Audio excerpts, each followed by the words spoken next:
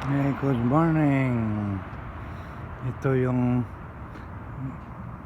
lakad ko tuwing umaga dito sa Reno, sa Las Vegas, Nevada.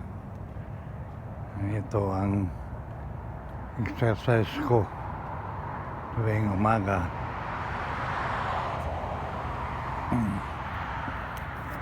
Subukan ko ito kung dito ako dumadaan sa mainit kasi malamig dito. Dati doon ako dumadaan sa malilim, paikot. Malamig nga, kaya dito ako dumadaan ngayon sa mainitan na mataas na yung araw. Pero malamig pa rin. Kaya medyo tiis lang. Pabalik-balik lang ako dito. Napakalaking bagay yung ginagawa ko tuwing umaga na maglalakad. Kulang-kulang isang oras ito araw-araw na ginagawa ko. At medyo ang ganda na rin ang pakiramdam ko habang lalakad ako tuwing umaga. Dati matamlay ang katawan ko. Marami akong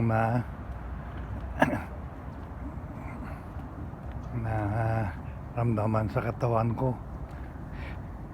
Pero awa ng Diyos na medyo nawala na yung mga sakit-sakit ng katawan ko, at saka medyo masigla na rin ang mga paggalaw ko. Kaya sinisikap ko talaga na tuwing umaga kahit malamig lakad ako. Kulang-kulang isang oras yan araw-araw.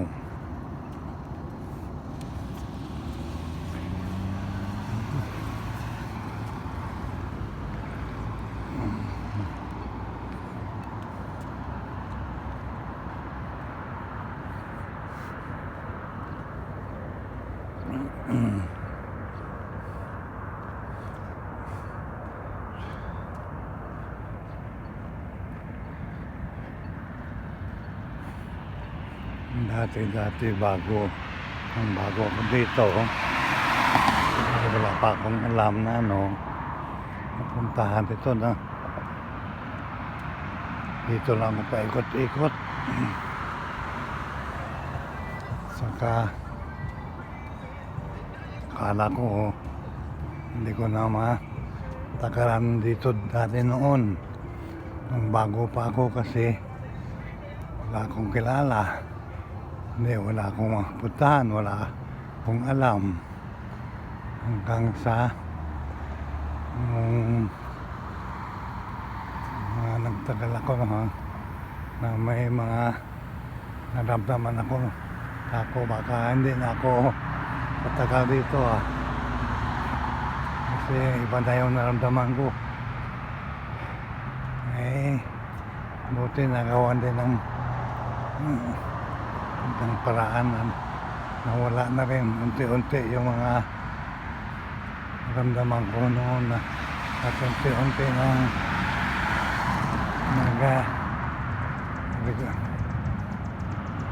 gumanda na yung karamdam ko hanggang ngayon. Kaya tumagal ako dito, at saka wala naman akong magawa dahil COVID nga. Hindi rin ako alis dito kung hindi ako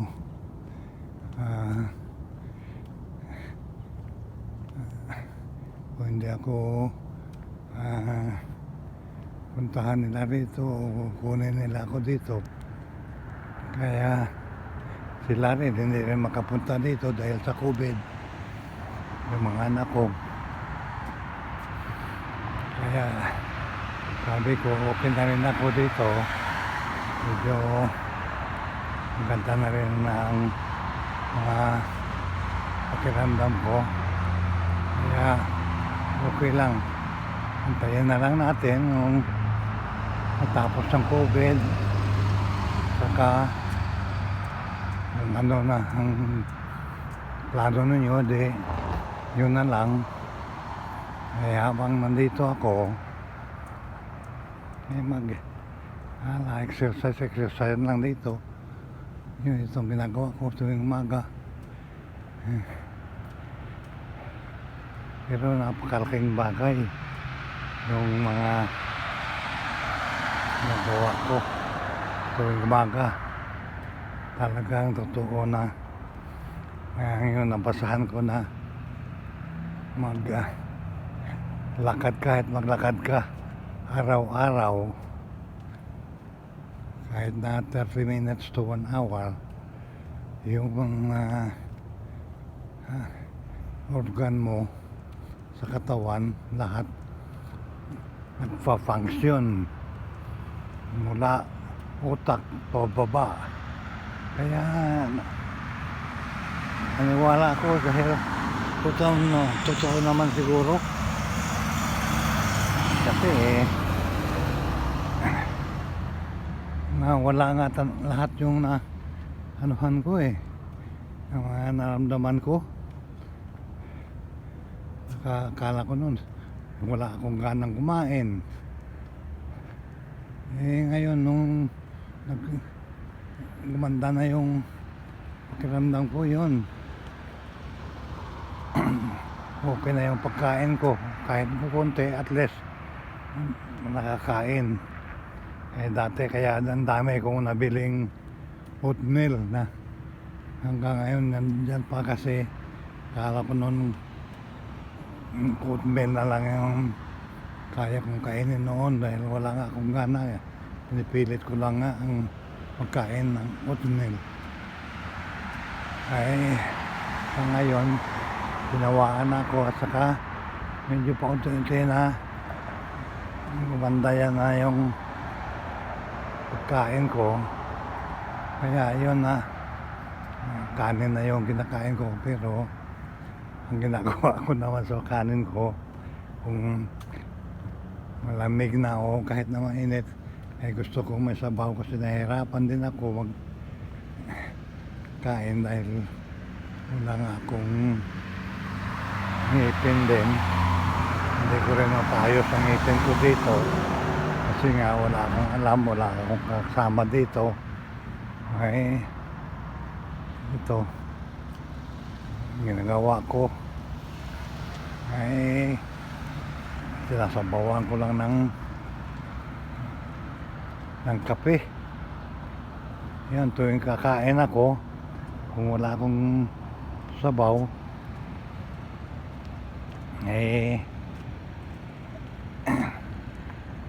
sinasabawan ko lang ng kape para kakain ako. Ganun na lang araw-araw yan.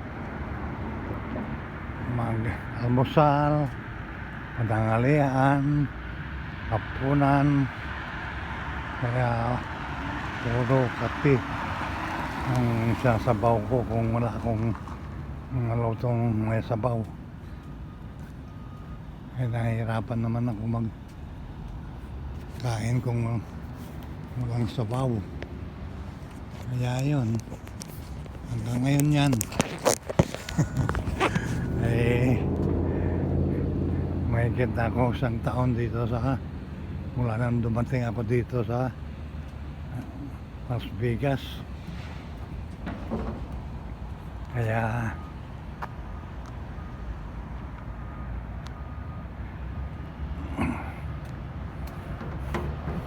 yun lang araw-araw ginagawa ko sa sarili ko.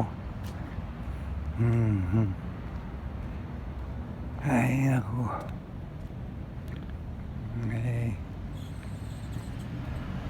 minsan nakapunta sa casino. Eh naku, doon lang nauubos pera ko. Lalo ngayong pandemya na, di ba? Ubos na yung pera ko, parang wala yung puro talo. Kaya palaging bitin yung allowance ko mga buwan. Eh okay lang, basta wala na akong sakit, okay lang.